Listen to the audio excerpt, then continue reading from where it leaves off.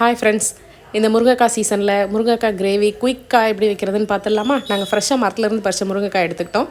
இந்த முருங்கைக்காயை வந்து குட்டி குட்டி பீசஸாக கட் பண்ணி ஒரு குக்கரில் சேர்த்து கொஞ்சமாக மிளகாப்பொடி, தேவையான அளவு உப்பு, கொஞ்சமாக ஒரே ஒரு பிஞ்ச் அளவுக்கு கறி மசால் தூள், இது மூணையும் சேர்த்து தேவையான அளவு தண்ணி ஊற்றி ஒரே ஒரு விசில் விட்டு எடுத்து வச்சுக்கலாம்.